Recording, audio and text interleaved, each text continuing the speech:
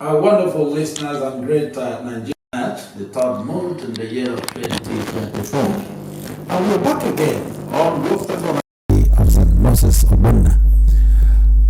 It is, I wouldn't say unfortunate, it's rather fortunate to note that some of our viewers and fans has nicknamed this Odyssey as Odyssey St.Moses.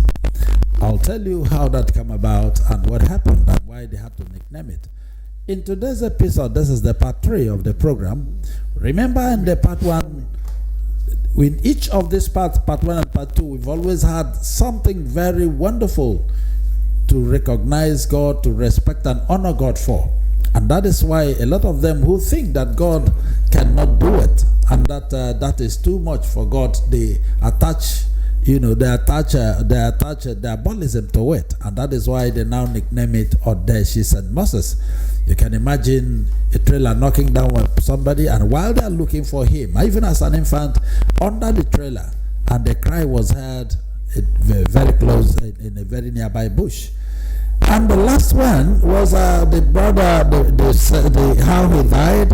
He was knocked off and off. Not just that, and that testimony of a brother, an elder statesman who was an elder in the Seventh-day Adventist Church, Jadu, yes, Elder Jadu, who came to the court to tell them that he is a member of the Seventh-day Adventist Church. That was a testimony, and that he has seen the crowd that has come for him, and that was how that matter ended. Remember, there was an illicit thing found in his house, and he didn't go in for it because of the wonders of God. And this is still in the Odyssey of St. Moses. When we talk about Odyssey, for those of you who are listening to us for the first time, we're talking about the eventful journey of St. Moses Ogbonna. And we are going to continue today with the part 3 of this movement. I hope you will enjoy it as usual.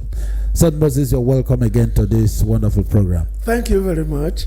And good morning, listeners. All right, today we stopped at a wonderful story that almost cost some of us tears when you talked about Ajadu, also in the process of your encounter. A lot of people may not know the extent God can go with a man, especially when he's at peace with you. And that is exactly, I know that God never speaks a word that comes back void, but when you are in good relationship with God, it happens. In the case of Hezekiah, when God told Isaiah to go and tell Hezekiah to put his house in order, that this sickness is sickness unto death, to put his house in order. But when he called upon God, something happened. And Isaiah hadn't gotten home when he said, go back and tell him, I've added 15 more years. That is that same God.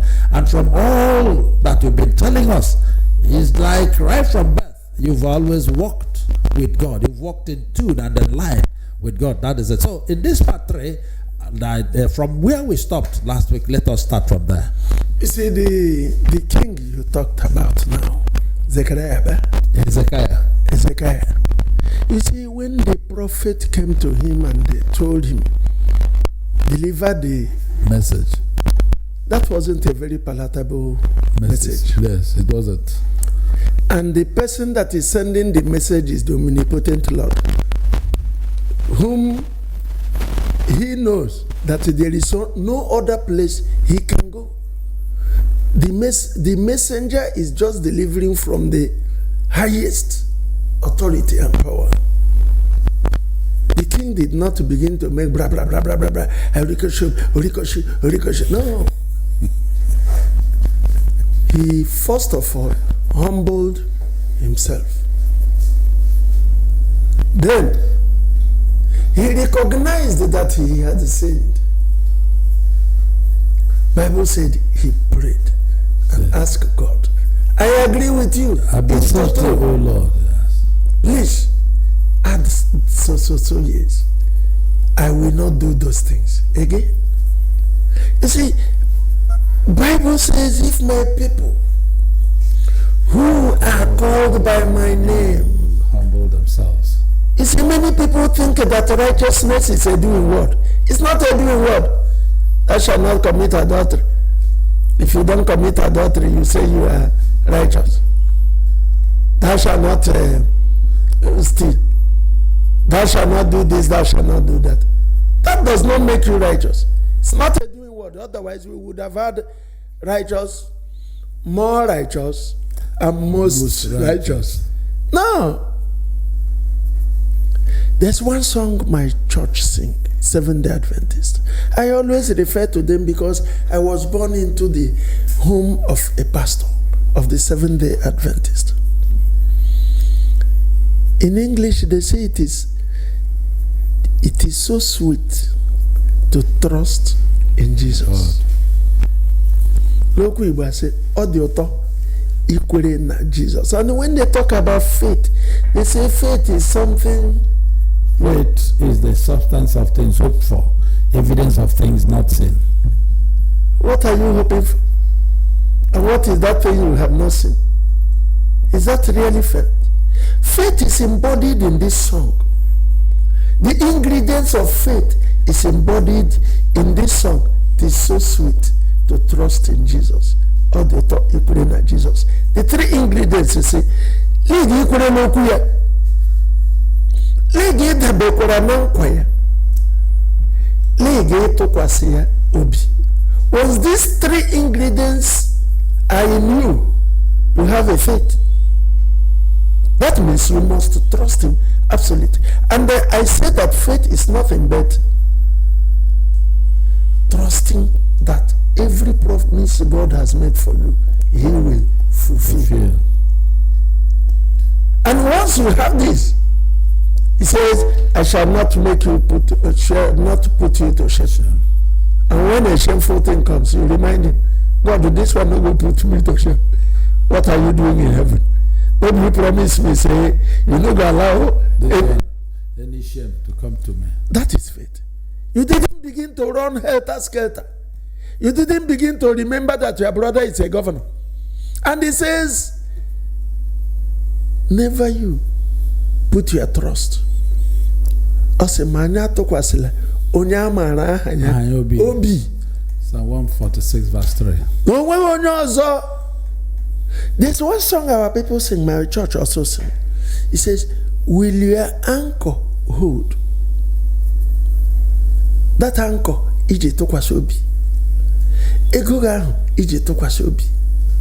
Dede ga ije za ahụ. Ibege nna nge akoloba nna nge ije za ahụ. When the storm of life comes, will that anchor hold? Will it withstand? I'll tell you a lot of things. If you are one who remembers what God has done for you, your faith will be growing. It will grow.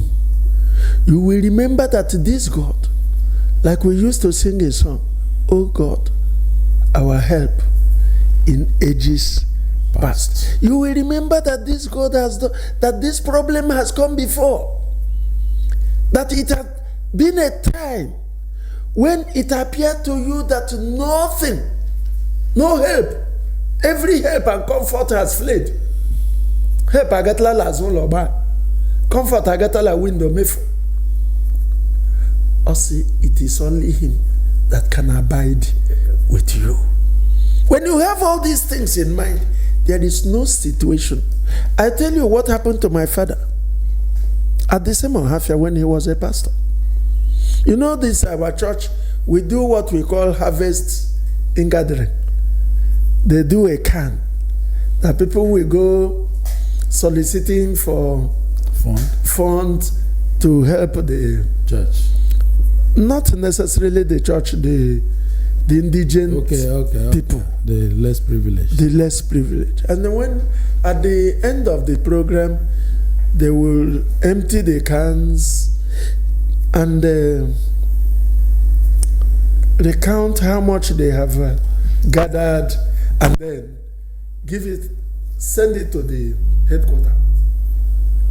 So in this year, my father handed this thing over to a member of the church, a very senior member of the church.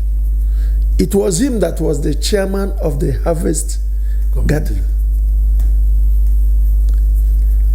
I want to tell you that God talks to us. Our problem is not having to discern.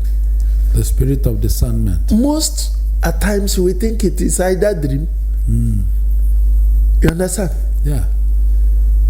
After the harvest and gathering and the report was given to headquarters, that man wrote a petition to the headquarters that my father stole all the monies realized in the harvest and gathering. And he had the records. And he has given my father the records too. And my father never bothered to look at the records.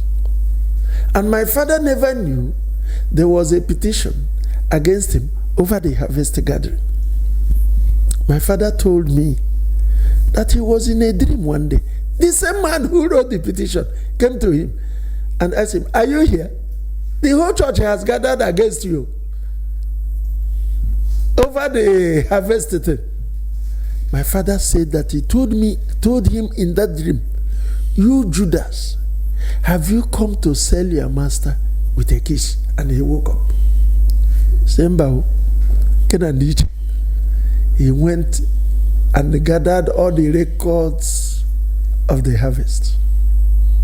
I told you the other day my father was a hunter, even though he was a pastor. The majority, that was his kind of tent making. Paul, Peter, and them, they were all involved. Yes. You know, most pastors now don't believe that you can do other things that God has given you the grace to do. They now depend on the church tithes and the offerings. That's why we are having so many churches where people believe that it is the right way of making money.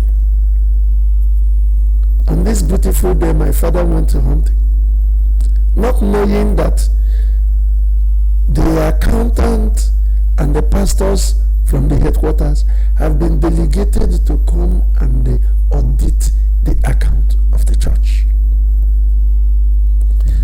My brother, when you marry a wife, pray before you marry. And when you are married, marry your wife. There are people who are in what I call marry age. You call it marriage, isn't it? I call it marry age. That is exhibiting that you have arrived at the age of marriage. You are just married because of your age. Of your age. You are not really married. When you are married, Bible says, you will leave your father, you will leave your mother, you will help undi kugu nandi begi, and cleave unto your wife. Also you come and cleave together, and both of you will become one. That's why a pastor told me the other day that my wife is a helpmate. I told him my wife is not my helpmate. It's part of me. It's me. It's me. So when these people were there, they came suddenly. And remember, our church does not support any pastor that does the tent making, just so to any say. other thing. That day, my father killed an elephant. And the moment he came from the bush onto the main road, he looked up. By then, my mother has told the visitors that my father went on evangelism. Oh. My mother looked up and saw my father. My father looked up and saw the vehicle of the people that came and recognized it. He went back. And my mother saw where he entered. And good thing, before the vehicle can come into where we are, we need a plank. Because there was a gutter to enable the vehicle cross. It was in that process that my mother saw my father. After they had crossed, my mother went in, packaged a Bible, my father's dress, and went to the place she saw he entered. The woman who owned that place gave her water to bath, and she changed, carried her Bible, and came back from evangelism. You see, when you don't read the Bible with the Holy Spirit, it will become a mere literature. You'll just be reading history. There was a day I went to court, and the lawyer on the other side was cross-examining my client. And he posited this question to him, and the guy answered, he said, "You are lying." I said, "Hey, lying is no sin. You can lie. You are free to lie." The judge removed his glass. I said, "What do you say?" I said, "My Lord, lying is no sin. We are here to lie. The onus of proof is upon him." He said, "And you call yourself saint?" So I'm the only living saint. "My Lord, lying is no sin." He said, "What do you mean?" I said, "Lying, because we do not know the meaning of lying. God never gave you burden. God never gave us burden. Lying is denying an offense. You kill somebody, now you kill him, you say, "No." You say, "I have lied, I have committed sin." When the sin is in killing the person, it is the person you have killed that you have committed offense. Even with the soup on your hand.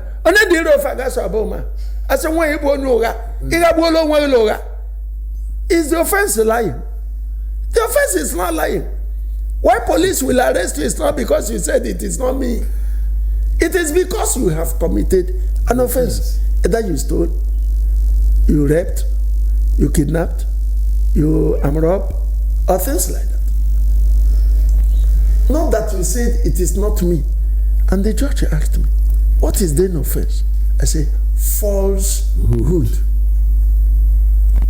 You see, the pastors who fail to interpret the Bible to us gave us burden. Lying is an avenue provided for man to escape an instant judgment. Because even my police, and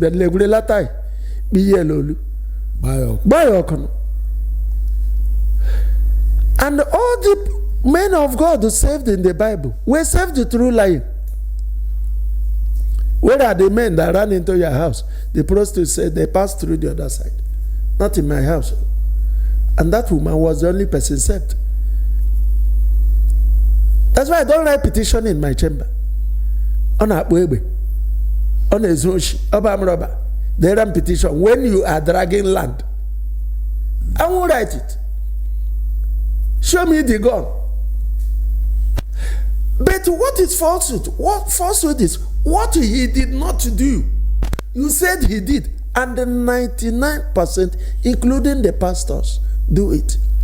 And Bible says, "Thou shalt bear no false witness against thy neighbor." And people do it.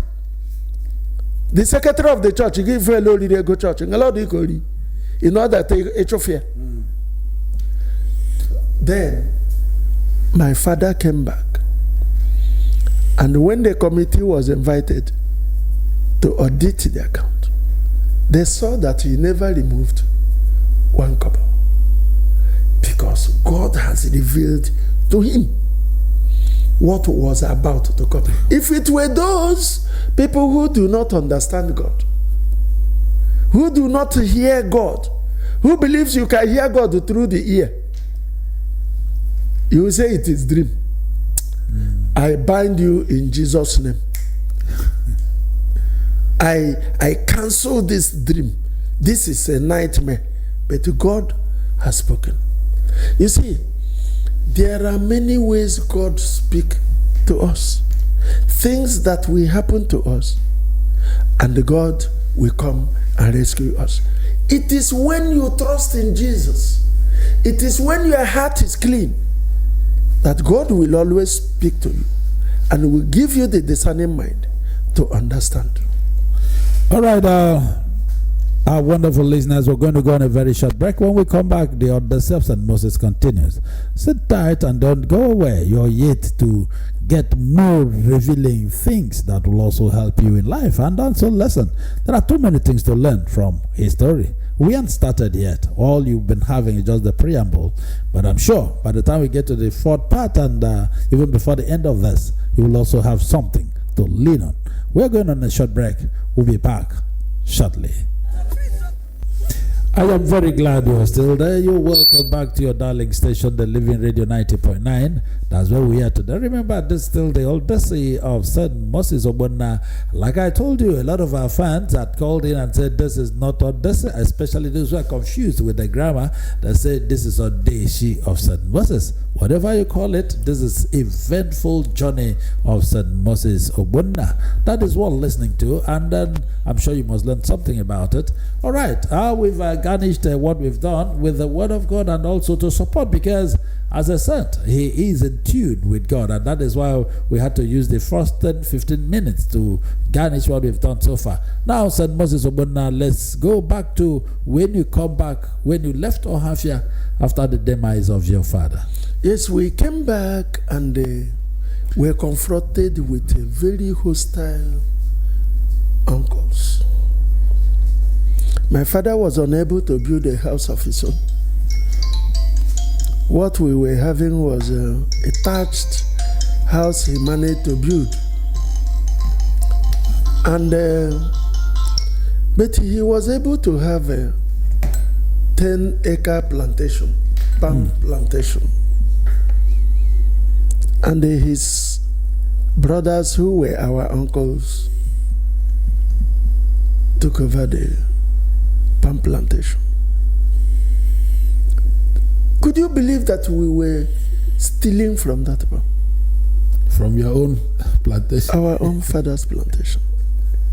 We will go there very early in the morning, harvest one bunch. Not that we were stealing to go and sell. Just to eat.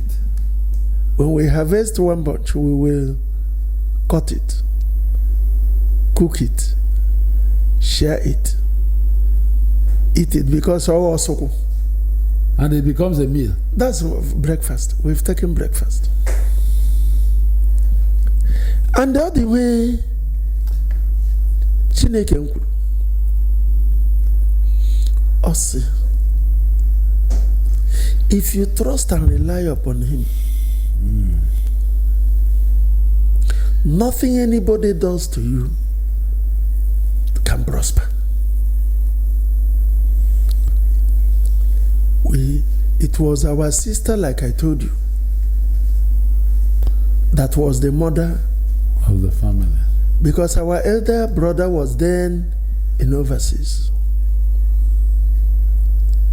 As you see me, I did only primary 6. And became a lawyer? My twin brother was the first people who sat for the first living certificate and entered the secondary school. Myself, after my primary school, my senior brother came back from overseas and took me down to Lagos. He asked me what I wanted to do. I said I would be a mechanic and driver. I better work. I said, okay. When he took me to Lagos, he engaged me with one of his friends who had a bus. And I became a bus conductor. I was a conductor. You know, in Lagos at that time, there were 4 areas that were very stubbornly criminalized. Ajegule, Mushi, Esaleko, and Jankara. I was conductor, Ajegule, Mushi, 2 ends of devil's world. That time, if you know what they call Bolekaja in Lagos, Bolekaja means come down, let's fight. With the change of 2 kobo, in fact a half kobo. Say, driver Malot, me and you will be fighting until the driver will get to the bus, load and come back. You know, in Lagos at that time, nobody separates fight. We'll be fighting until my driver will arrive. When he arrives, I will give you a very huge punch. When I give you that punch, you will land. Boom. I will jump inside. They say, oh, Tisalo, he has run away. I will enter our bus and we move away. So I grew on the street. I was a Mofela. We, after running around in the evening, especially Fridays, we attend shrine. Fela's shrine. Fela's shrine. And listen to music. But because of where I was coming from, I never smoked. I was just about asking you that. I never smoked. It is not the people that you move with that makes you what you are. It is the training you have had. The background training. The background you have.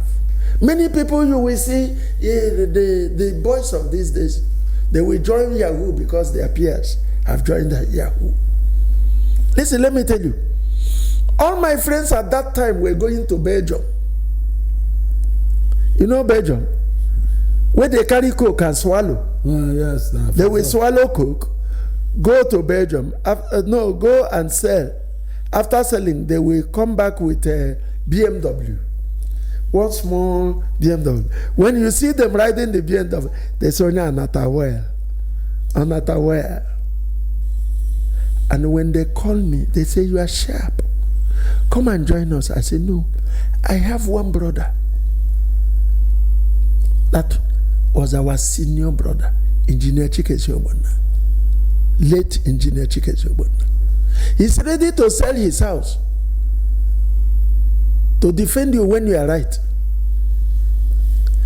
But if you have committed a crime, something that will tarnish the image of the family, not only that he won't come, he will dissuade any other person who will want to come not to come. I'll tell you what happened of recent. My son called me one day that he is at the police station. Oh my. I said, what happened? He said that they caught him, police, when they were in Keke. What happened? I said, is the IPO there? He said, yes, give him phone. Give me phone. I said, what happened?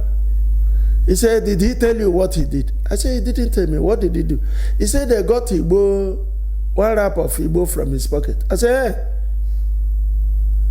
hey. Okay. That day was on a Friday. I said, keep him there. He said, won't you come? I said, no, I will come the next Friday. If he is now smoking Igbo up to the point to keep a rap, I don't know, they were beating them to agree that they had Igbo in their pocket. They have collected their phones. I called the PPRO. I said, my son is in your under your custody. Go down and make sure he is where they are flogging him. He said, who will flog the son of St.Moses? I said, I've told you. He said, won't you come? And I said, I won't come. And don't release him. He said, okay, let me give you the number of the Oga. He gave me the number. Before I could call the man, he has called the man. I called him and said, that person your boys are holding is my son. Hold him very well. I didn't know these things. We cooked up stories. What police people are doing to the youths of this country. And I'm praying to God to catch them. They will know that it is somebody that made them police, and there is a purpose for them to be police. Saturday morning, I was in the church. My son called me that they have released him. I said, release you? Who released you? Said they have released him. What happened? I said, okay, come home. He came back. When he came home, I said, what happened? By 2 a.m. I called him. What happened? He told me that they were in Keke, that he was going to pay for his accommodation. They stopped, double-crossed them, brought all of them out into police station. They searched their phone. The other boy had 400,000. They brought POS and withdrew it. The other boy had the 300,000. They brought POS and withdrew it. His own was 35,000, and they brought POS and withdrew it. I said, do you have the alert? He said, yes. I said, transfer the alert to me. He transferred the alert to me. I called their boss. He said, why are you calling me? Shebi, I have told you. I said, no. Your boys withdrew the money from my son and beat him to agree that he is in possession of Igbo, when it is not true. I'm giving you 24 hours to return the money. I've been looking for you people. He said, Oga, no vex. Send the account number. I asked the boy to send the account number. He transferred the money. The police transferred the money back? Back to my son. As I'm leaving you for one reason. Many people are suffering the same. Youths. You see police. The main thing now is that police collect bribe through POS. When you get to police and they say you will be bailed under bail condition, and when you have agreed to give them the money for bail, they call a POS person, and you will transfer the money to the POS person who will give them cash. What they do not know is that there is what we call tracing. That you can easily trace the money to the POS man. And the POS man will tell you what he has done for you to transfer the money to him. Mm-hmm. We are asking all the people that are in this bondage to report whatever of this kind of matters to us, any lawyer at all. All right. Wonderful listeners, we may be drawing the curtain here, but what have you learned? There is one key thing. The man that I am talking with today, what we tagged the Odyssey of St. Moses, Ogbonna, is a philosopher, a logician, and a lawyer.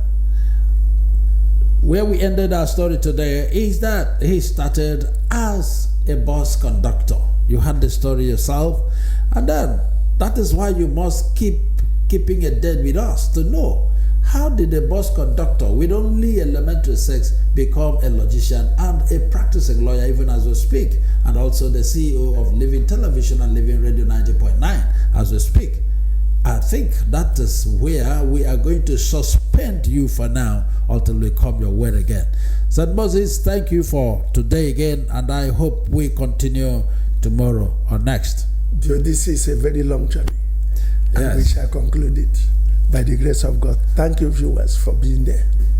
Please don't be in a haste, and it's good we're taking it gradually.